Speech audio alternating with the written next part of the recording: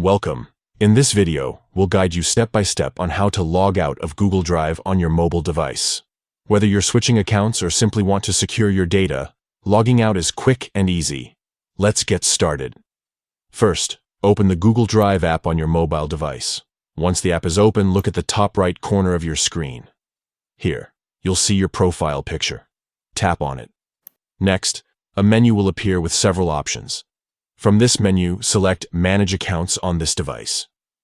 This option allows you to manage all Google accounts linked to your device. Now, you'll see a list of accounts currently signed in. Tap on the email account associated with Google Drive that you wish to log out of. After selecting the account, look for the Remove Account option and tap on it. A confirmation prompt may appear asking if you're sure about removing the account. Confirm your choice, and once completed, your Google Drive account will be logged out from the app. And that's it.